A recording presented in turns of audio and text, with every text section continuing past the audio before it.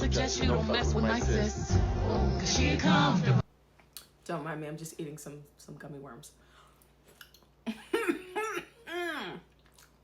We all saw that clip, right? We all saw that clip, right? What's happening over on the other side of TikTok? We saw that clip, right? Okay. You go back and watch the whole TikTok, and then go back to that guy's channel. Because I did. Because I've been hearing about that TikTok on Twitter. I've been hearing about that TikTok on TikTok. Now, normally, the black side of TikTok, we mind our own business. We got enough drama over here. We don't need to see what y'all people over there are doing on the other side. We don't really care. But the two TikToks that have seemingly broken through and have managed to find their way to the black side of TikTok is the one where this girl got a rib removed for whatever reason, God knows what, and then she got the rib to take home for some reason and decided to boil it and eat it. Okay, girl. Okay, Jeffrey Dahmer. But and then this one's the next one that everyone's talking about. And I don't know. See, I don't even know how to feel. I don't even know what to think. This meme up here, this is how I feel. I don't know how to feel about this whole situation.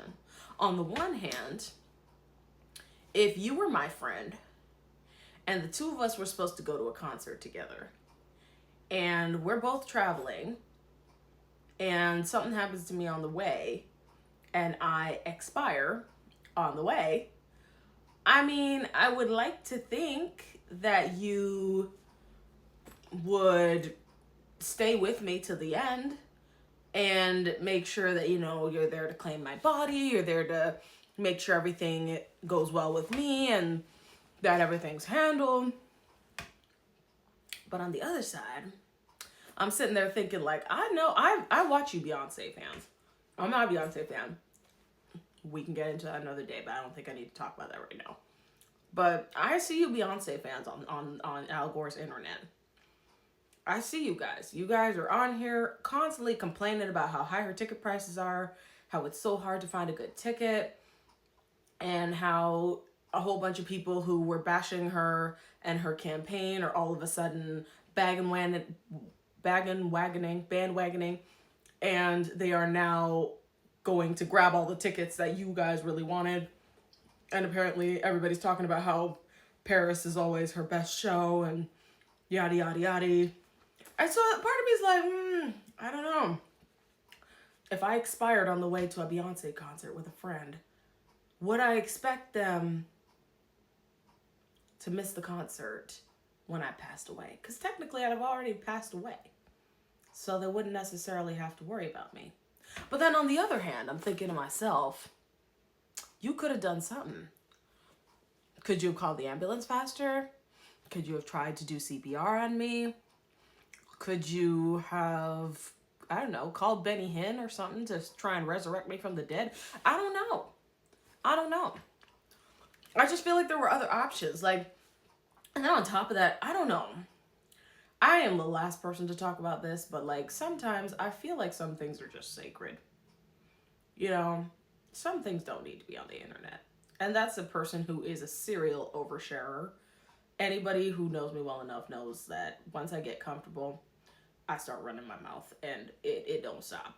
So I just like to stay quiet. I don't wanna go too far. But yeah, I don't know. Even if you did this, I don't know if I would tell everybody, hey, my friend just died and I just left them with the ambulance and I just went to the Beyonce concert, but we enjoyed it for him anyways. Yeehaw. I don't know. Again, I am conflicted, you guys. Go back and watch the Stitch. It's really short. And then he has a whole explanation of how he was in the car. And the guy apparently came all the way to Paris to do this trip with him. And then he was complaining about chest pains on the way.